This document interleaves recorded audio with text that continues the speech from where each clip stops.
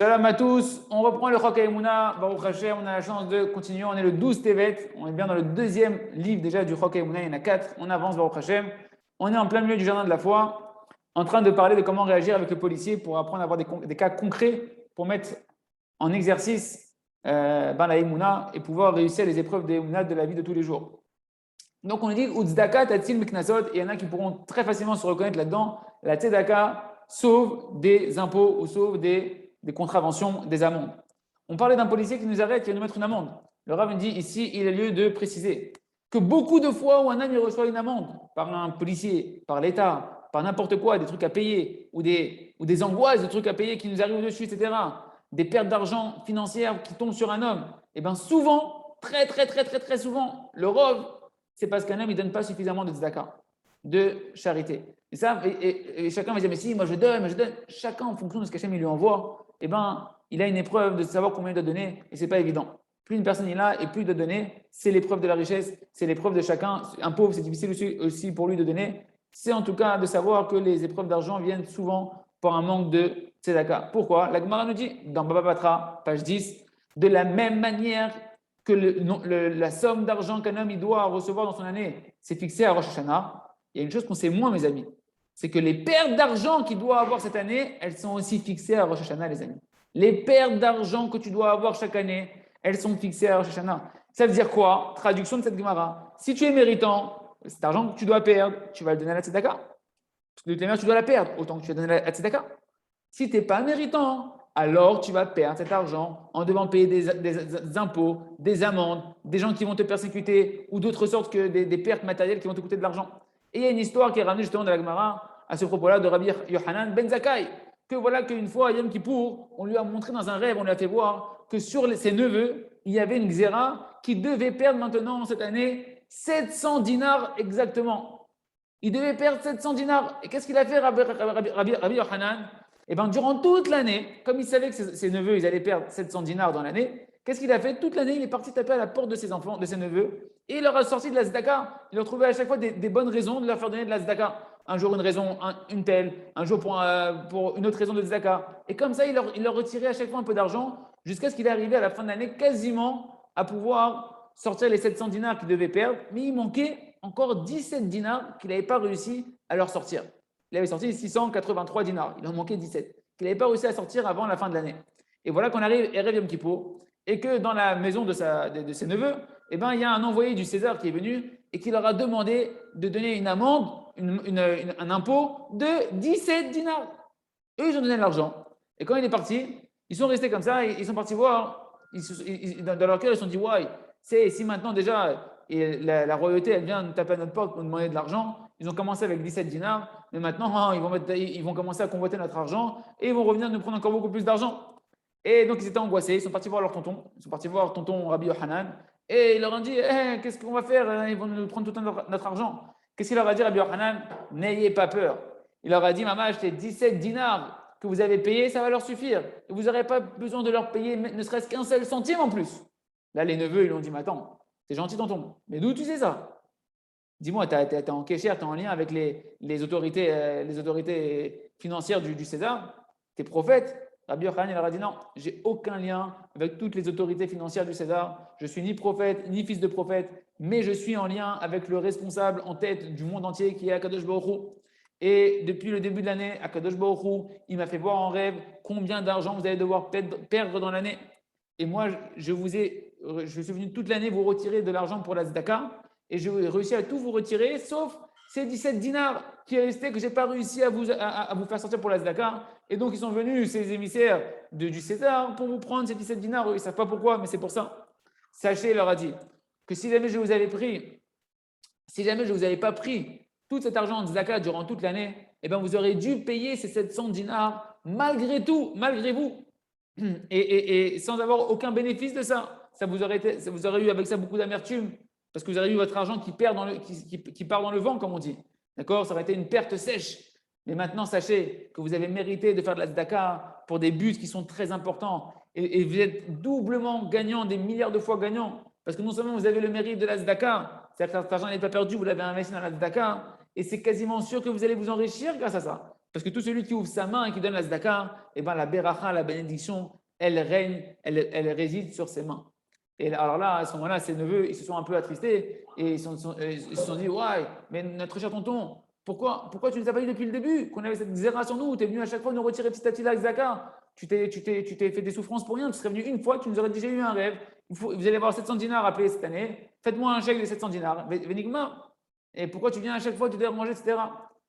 D'accord? Alors, qu'est-ce qu'il leur a dit? Rabbi Yochanan leur a dit, oui, mais moi, ce que je voulais vous faire mériter, que vous puissiez donner votre tzedaka, les Shem Shamaï, que vous puissiez donner votre tzedaka. Moi, je voulais que vous ayez le mérite de donner la tzedaka désintéressée. Pas parce que j'avais une xéra sur vous, j'ai voulu vous faire mériter de donner la tzedaka avec votre cœur, une mitzvah pure.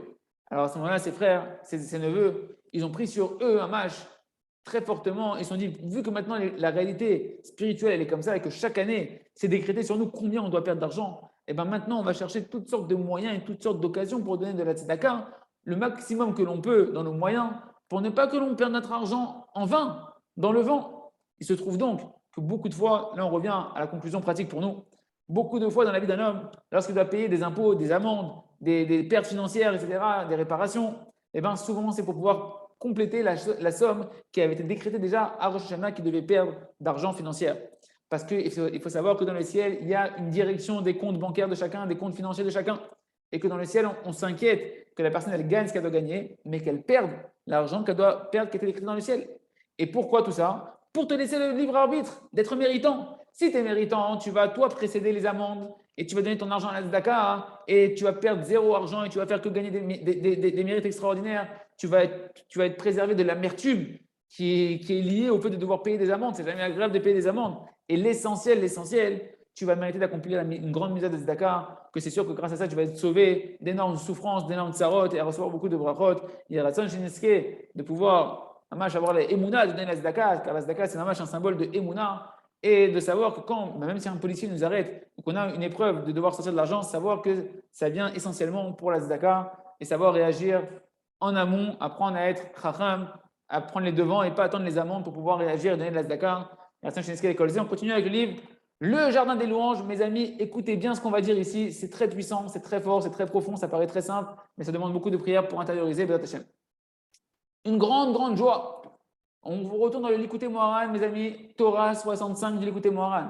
Car en vérité, nous dit Rabbi Nachman Akadosh, Rabbeinu Akadosh, toutes les souffrances qu'un homme y traverse, que Dieu nous en préserve, elles sont en réalité des bienfaits pour lui éternels, pour son bien éternel. Et si un homme y regardait véritablement le but qui se cache derrière ces souffrances, eh bien c'est sûr, nous dit Rabbi Nachman, qu'il serait heureux de ces souffrances. Parce que Rabbeinu continue, il nous dit, car le but de toute chose est complètement bon. Car même les souffrances et les détresses et les mauvaises choses qu'un homme y traverse, que Dieu nous en préserve, on ne les veut pas, mais c'est la vie, elle est faite comme ça. Si un homme il a le mérite de travailler et de voir le but qui se cache derrière ces souffrances-là, alors il verra que ces souffrances ne sont pas mauvaises du tout. Et qu'au contraire, ce sont des grands bienfaits qu'on lui fait du ciel. Parce que évidemment que toutes ces souffrances-là, nous dit Rabbi Nachman, elles viennent dirigées par Hachem Itbarah pour son bien, soit pour lui rappeler qu'il doit se réveiller à la tchouva, soit pour effacer ses fautes. Si c'est ainsi, alors ces souffrances sont un grand bien pour l'homme. Parce que l'intention d'Hachem Itbarah, c'est évidemment seulement et uniquement pour son bien. Il se trouve donc que dans toutes les mauvaises choses, nous dit Rabbi Nachman, dans toutes les souffrances qu'un homme traverse, que Dieu nous en préserve. S'il regarde le but pourquoi on lui a envoyé, c'est-à-dire s'il regarde l'intention d'Hachem pourquoi il lui a envoyé, alors il n'aura aucune souffrance. Et au contraire, il se remplira de joie. Vous comprenez ce qu'il dit Rabbi Nachman ici? Parce que quand il va voir le grand bienfait qu'il verra dans le but des souffrances qui sont envoyées, parce que le but, il lui dit Rabbeinu, il répète encore, le but il est que bon et entièrement que bon. Il n'y a qu'un seul but dans toute chose, c'est que le bien. C'est que le bien pour toi. Alors, il me dit, Rabbi Nachman, il conclut, et c'est les mots de Rabbeinu Akadosh que nous avait demandé à un ami de retrouver dans les mots, c'est la Torah 65, où Behemet, et en vérité, il dit Rabbi Nachman de Breslev, En shum ra baolam, ra kulotov, il n'y a pas de mal du tout dans ce monde, il n'y a que du bien. Ça dépend à toi, est-ce que tu vas mettre tes lunettes pour aller voir la kavana d'Hachem, l'intention d'Hachem qui se cache dans les événements de ta vie. Des paroles, fin de citation de l'Ikouté Moharan, des paroles de Rabbeinu Akadosh. Qu'est-ce qu'on apprend à ces paroles Gdoshot? Dommage, ces paroles qui sont saintes, on apprend quel est l'intellect qui se cache en fait, quel est le raisonnement qui se cache derrière la fameuse promesse de Rabbi Nathan, les fameuses paroles de Rabbi Nathan que l'on n'arrête pas de répéter du l'écouter à la faute, que Rabbi Nathan nous a dit qu'on doit remercier Hachem sur le mal. En réalité, grâce à Rabbeinu Akadosh, il vient nous apprendre ici Pourquoi les souffrances, elles sont bien? Écoutez bien, ouvrez bien les oreilles, ouvrez bien les cœurs et enfermez bien ces paroles dans vos cœurs et scellez-les par des prières. Il nous dit pourquoi les souffrances, en réalité, elles sont pour le bien d'un homme? Parce que leur but, c'est de rapprocher l'homme d'Hachem.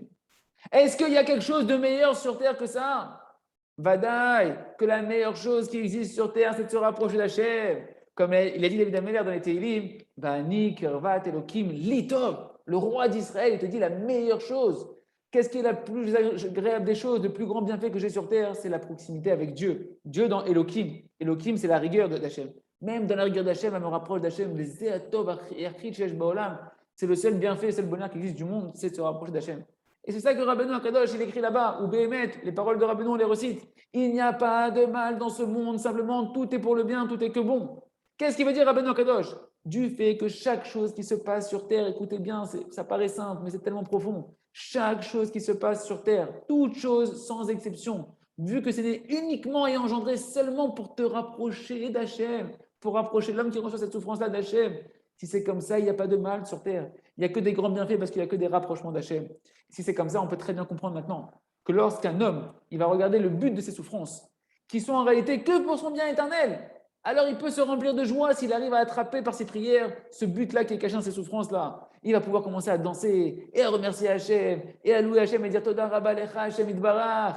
Merci à Kadosh Baruch Hu pour les manques que j'ai dans ma vie. Merci à Kadosh Baruch Hu pour les souffrances que j'ai dans ma vie. Parce que Hachem va donner mes souffrances, elles sont uniquement pour mon bien, pour me réparer mes fautes, pour me réveiller à la tchouva. Si c'est comme ça, Hachem, merci beaucoup que tu m'as envoyé ça. Et comme ça, une personne elle peut se remplir de joie. Il va pouvoir commencer après cela à prier s'il veut, à crier s'il veut, mais émettre sincèrement, parce qu'il vit la réalité, la vraie réalité que c'est Hachem qui lui organise cette situation pour son bien. Évidemment, ces paroles-là qu'on est en train de dire, et que j'espère qu'on est tous d'accord, c'est des paroles qui renforcent et qui réjouissent seulement celui qui veut se rapprocher d'Hachem.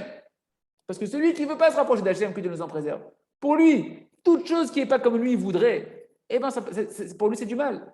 Parce que lui, qu'est-ce qu'il veut? Il veut kiffer ce monde-là. Il veut être là dans ce monde-là en train de kiffer comme il pense dans ce monde-là. Alors pour lui, chaque chose qui va contrecarrer son projet à lui, qui l'empêche d'un certain plaisir sur Terre, d'une certaine réussite sur Terre, eh ben pour lui, c'est mal, c'est mauvais. Parce que lui, il ne cherche pas à se rapprocher d'Hachem, ce n'est pas ça son bonheur. Mais celui qui veut se rapprocher d'Hachem, alors celui-là, il peut être heureux de tout ce qu'il traverse, parce qu'il a une foi totale dans la providence divine, que ce qu'il est en train de vivre est là pour le rapprocher d'Akadosh Baruch Hu et du but éternel pour lequel il a été créé, et du bonheur éternel pour lequel il a été créé. Chazak, Ben Chazak, Sheniske, Hamash, mes amis, réécoutez ça, réétudiez dans le livre ces paroles-là, réétudiez la Torah 65 de l'écouter Moharan, et priez dessus pour intégrer ça jusqu'à pouvoir remercier Hachem sur le mal comme sur le bien, avec Hachem, et vivre un paradis sur terre.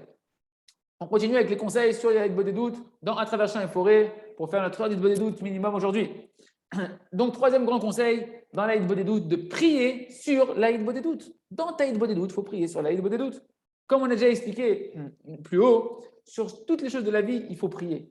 Et tout ce que l'on réussit à faire sans prière, au final, ça endommage un homme. Ça rentre de l'orgueil dans l'homme. À plus forte raison pour l'Aïd Bodédout, mes amis, que c'est la chose la plus importante sur terre. Et donc, a fortiori, qu'il va falloir beaucoup de prières sur l'Aïd Bodédout pour obtenir d'Hachem en cadeau de pouvoir faire une heure d'Aïd Bodédout minimum tous les jours. Donc, c'est pourquoi, quand tu vas être au début de ton heure d'Aïd Bodédout, c'est un moment idéal pour commencer à prier à Hachem sur l'Aïd Bodédout. Qu'Hachem il t'offre de faire une heure d'Aïd Bodédout, de demander à Hachem que ton heure d'Aïd Bodédout, tu la fasses correctement, qu'il te donne les bonnes paroles durant ton heure d'Aïd Bodédout. Et automatiquement, ça va te préparer à bien rentrer dans l'Aïd Bodédout avec de la sincérité, avec de la foi, avec de l'humilité, puisque même l'Aïd Bodédout, tu vas demander à Hachem. Extraordinaire. Tu ne viens pas avec ta gava dans ta Aïd Bodédout. Tu viens en demandant même à Hachem de faire ta Aïd Bodédout. Parce qu'un homme, c'est très important, les amis, qu'il approche sa Aïd Bodédout avec un point de sincérité, qu'il sache clairement que lui-même, il ne sait rien, qu'il ne sait pas où il est dans le monde, qu'il ne sait pas où il se tient et vers où il doit aller dans le monde. Il ne connaît pas sa réparation, il ne connaît pas sa mission. Qui ne sait pas sur quoi demander, il ne sait pas comment demander les choses, il ne sait pas combien il doit demander les choses, combien il doit remercier, sur quel sujet je dois me concentrer dans ma prière qui est important par rapport à ma mission. Comme c'est marqué en long et en large dans le livre Ganaga Wim, qu'on commencera dans pas longtemps, dans le Chok HaEmunah Bezrat Hashem. Et automatiquement, un homme, il va prier, il va même prier sur sa Aïd Bodédout. Et donc, il va demander à Kadosh Baruch Hu qui lui donne les bonnes paroles dans sa Aïd Bodédout. Il va demander à Kadosh Baruch Hu, Hashem, conduis-moi dans ma Aïd Bodédout, fais-moi mériter de faire une bonne Aïd Bodédout comme il faut. Protège-moi, Hachem, d'une mauvaise Aïd Bodédout. Et ainsi, une personne comme ça, elle va prier même sur ce qu'on est en train de voir en ce moment, c'est-à-dire les étapes de la des doutes. Comme on est en train de voir et qu'on continuera à voir, il y a des étapes, des conseils. Il faut prier dessus pour les intérioriser. Dans ta des doutes, c'est le moment que tout ce que tu étudies maintenant sur la des doutes, sur la Emouna, il faut le prier à Hachem pour l'intérioriser, pour qu'Hachem te donne le cadeau de le vivre. Par exemple, de prier Hachem, de mériter, de pouvoir beaucoup remercier Hachem en général dans la vie et dans les détails de sa vie, de sa journée, de mériter de prier dans cette bodédou, de pouvoir faire au début, de pouvoir faire un bon Cheshbon Nefesh, une bonne introspection, etc. Sur chaque détail, de pouvoir m'introspecter, demander à Hachem, Hachem, aide-moi à m'introspecter sur chaque détail de ma journée, ce qui s'est passé depuis hier à aujourd'hui, aide-moi à me rappeler de tous les détails sur quoi je dois faire tchouva, éclaire-moi mes yeux de trouver le message qui se cache dans chaque chose que j'ai traversée, qu'est-ce que tu voulais me dire, Kadosh Baruch Hu. Tout ça, c'est le moment au début de la doutes de prier pour pouvoir mériter de faire une bonne doutes. Quatrième conseil pour la doutes, pour remplir cette doutes correctement, c'est de prier pour le Ham Israël, mes amis. Très important dans la doutes tous les jours, d'avoir quelques minutes de prière pour le Ham Israël et essentiellement de demander de prier sur le Ham Israël qui mérite de se rapprocher du tzaddik authentique de la génération, qui puisse recevoir les sfarim du tzaddik, qui puisse recevoir des sfarim gdoshim qui parlent de Emouna, qui puisse mériter de les étudier, de les accomplir, et que chacun du Ham Israël puisse faire minimum tous les jours une heure du doutes. Ça, il faut prier dans la doutes, les amis, pour le Ham Israël, que Mashiach il vienne Berachamim, qu'il construise le Beth Amikdash, que se dévoile la roi d'Hachem, que tous les goyim ils connaissent la Kadosh Baruch Hu, et voilà deux conseils qu'on a vus aujourd'hui encore pour remplir son Hitbod des doutes. Prier sur la Hitbod des doutes et prier pour le Ham Israël. Ce sont des points qu'il faut aborder dans sa Hitbod des doutes. Ce sont des conseils, ce n'est pas obligatoire, mais c'est conseillé. On continue, mes amis, avec le jardin de la sagesse. Accrochez vos ceintures. C'est la suite d'hier. Dans la Torah, il y a tout, les amis. C'est-à-dire, celui qui a déjà accepté la vérité, que la Torah, c'est ça le véritable intellect, la véritable sagesse qui doit conduire un homme dans sa vie. Alors, cet homme-là, il n'a pas besoin de s'embrouiller sur le libre arbitre et sur le fait que tout vient d'Akadosh Baruch Hu.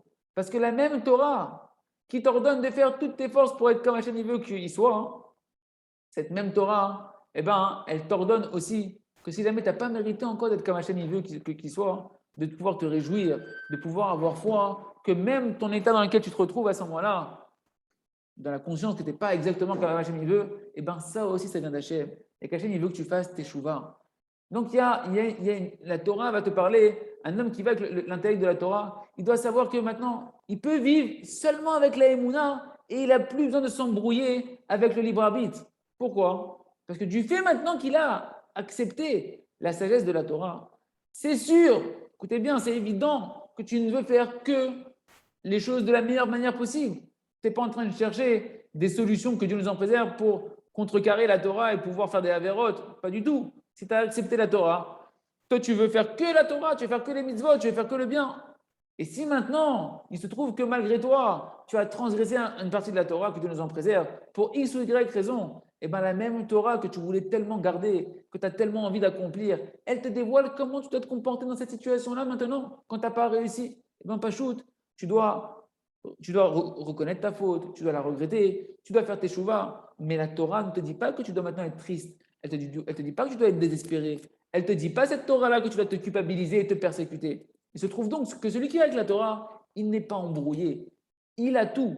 Il fait tout ce qu'il faut, que ce soit avant l'action ou que ce soit après l'action. Il fait tout d'après l'intellect de la Torah, la sagesse de la Torah, qui est la sagesse d'Hachem, qui est la sagesse que la Torah nous dévoile et qu'essentiellement les tzadikim nous dévoilent la sagesse de la Torah, la sagesse d'Hachem qui est cachée dans la Torah. Et celui qui va avec cette sagesse-là, alors il peut à la fois vouloir faire toutes les mitzvot d'Akadosh Baruch Hu de toutes ses forces, et il peut également réussir à ne pas tomber, même s'il est tombé il a trébuché là où il a trébuché, il ne se persécutera pas, il ne sera pas dans la tristesse. Pourquoi? Parce qu'il fait avec intégrité ce qu'Hachem lui a ordonné de faire dans une situation où on est dans un échec.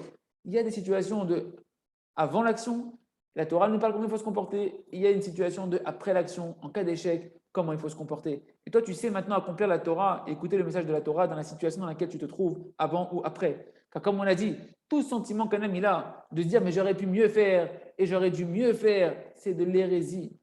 Si après tous les efforts que tu as fait, il s'est passé ce qui s'est passé et que tu comprends que tu pouvais faire mieux, tu as le droit de demander à Kadosh Baruch Hu que pour le futur tu fasses mieux. Mais te dire que dans le passé, sur ce qui est passé, tu aurais pu faire mieux, tu aurais dû faire mieux, c'est de l'hérésie. Toi, tu dois penser sur le passé. Ce qui s'est passé maintenant, ce qui s'est passé, c'est ma chaussure triangulaire. C'est ce que je pouvais faire moi. C'est ce qu'Hachem il a voulu que je fasse et c'est ce qu'il y avait de mieux pour moi jusqu'à présent. C'est pourquoi un homme il doit tout regarder avec la foi. Car ici, on parle de quelqu'un évidemment qui veut réussir, qui veut faire la volonté d'Hachem. Et c'est ça essentiellement l'intégrité d'un homme, d'avoir foi en lui-même. Tu dois avoir confiance que Béhémet, tu veux faire la volonté d'Hachem. Et que tout ce qui s'est passé jusqu'à présent, c'est ce qu'Hachem il a voulu qu'il se passe. Et c'était ce qu'il y avait de mieux pour toi, c'était ta chaussure triangulaire. Parce que la foi qu'un homme il doit avoir en lui-même, que oui, il veut faire être quelqu'un de bien, qui veut faire la volonté d'Akadosh Baruch Hu, que oui, il veut faire seulement la volonté d'Akadosh Baruch Hu, c'est la chose essentielle qui va faire dépendre la joie d'un homme. C'est ça qui amène un homme à être constamment dans la joie, quand il a confiance en lui-même qu'il veut servir Hachem. Et c'est sur ça l'essentiel de la guerre du mauvais penchant avec un homme. Il veut lui briser quoi, mes amis? Sa confiance en lui-même qui veut faire la volonté d'Akadosh Baruch Hu. Quand tu te persécutes, quand tu t'en veux, quand tu t'attristes, c'est parce que tu crois qu'au final, tu ne voulais pas servir Hachem. Et là, le Tzara, il a la meilleure âme pour te casser, il te casse ta confiance en toi. Nous, ce qu'on cherche, c'est Bessimcha Tamid, en se renforçant constamment, mes amis, avant l'action et après l'action, de savoir qu'on veut faire que la volonté de Baruch Hu et qu'on arrivera à être parfait comme Hachem il veut qu'on soit, quand Hachem il nous aura donné les forces pour ça, quand Hachem il nous dira qu'on est méritant de pouvoir être comme il veut qu'on soit. Et entre-temps, on reste Bessimcha et on prie et on essaie de faire le maximum. Bezéou, Azak. On continue avec ce vers Ochadash. Rappelez-vous, on était arrêté hier, on s'était dit que tu t'apprêtes à recevoir l'affaire du siècle qui vaut $1 milliard. Rabbi Nachman de Breslev, il vous met sur la table, mes amis, une proposition, une affaire de $1 milliard. La proposition de votre vie. Il nous propose à chacun d'entre nous, Mamash, une affaire avec toute la responsabilité et tout l'engagement qui va avec. Il nous dit Rabbeinu Akadosh, si tu veux, toi, tu peux mériter maintenant de réparer ta réparation totale de ton nefesh, de toutes les parties de ton âme, le nefesh, le ruach, la neshama, et de tous les mondes spirituels qui dépendent de ton âme. Tu peux tout réparer depuis Adam Arishon jusqu'à la vie du Mashiach, de ce qui est attaché à ton neshama. Tu peux tout réparer et mériter tout le bonheur du monde. Et en plus de ça, tu peux faire en sorte qu'il n'y ait aucune rigueur qui plane sur toi. Tous les dossiers peuvent être fermés, ils peuvent être annulés, tous les mauvais dossiers peuvent être annulés. Ça veut dire quoi concrètement? Tu as eu dans ta vie une vie de joie, de bonheur dans ce monde-là déjà. Et après 120 ans, tu rentreras directement au paradis sans avoir aucun jugement et encore des mérites infinis. Qu'est-ce que tu dois faire pour ça, mon ami? C'est quoi que Rabbeinu Akadosh, il a sacrifié toute sa vie pour arriver à ce secret-là et te le donner à toi? C'est quoi l'affaire qui vaut $1 milliard et bien plus encore? Écoute bien, ce qu'on te demande de toi, c'est uniquement, mon ami, de consacrer 1 heure par jour. 1 heure par jour pour être en rendez-vous avec le Créateur du monde. Et dans ce rendez-vous, tu remercies Akadosh Baruch Hu sur tout le bien qu'il t'a fait. Tu racontes à Akadosh Baruch Hu ce qui s'est passé aujourd'hui. Tu lui demandes pardon sur les choses que tu dois demander pardon à Akadosh Baruch Hu. Tu demandes de l'aide à Hachem pour le futur sur les besoins matériels et spirituels. Et en particulier dans les sujets spirituels où tu sens que tu as besoin de l'aide divine, là-bas tu demanderas à Akadosh Baruch Hu. Et c'est sur ça, mes amis, que Rabbi Nachman de Breslev, il a dit dans la Torah 25 du Likutei Moharan, dans le Tignana, Idbodedut, Imala, Eliona, Udula, Minakol. La Idbodedut, c'est le niveau qui est élevé, qui est au-dessus de tout. C'est-à-dire, Ligboal, Kolpanim, Sha'au, Yoter. C'est bien les mots de Rabbeinu, messieurs, dames. De fixer au moins tous les jours 1 heure d'Idbodedut ou plus. D'être seul dans une chambre ou dans un champ, dans la nature, et de déverser ses paroles devant son Créateur, bien soit-il, avec des arguments, avec des paroles de grâce qui viennent apaiser Akadosh Baruch Hu, de lui demander, de lui supplier Akadosh Baruch Hu qui nous rapproche de son service divin véritablement. Et cette conversation avec Hachem, elle doit être faite dans sa langue maternelle, où là-bas on va rencontrer Akadosh Baruch Hu, parce que dans sa langue maternelle c'est beaucoup plus facile. Les mots ils viennent plus facilement et c'est plus facile de briser son cœur et de pouvoir sentir la proximité avec Akadosh Baruch Hu, parce que c'est un langage dans lequel tu es habitué, tu as grandi avec. Et me dire Rabbi Nachman, et comme ça tu pourras déverser ton cœur.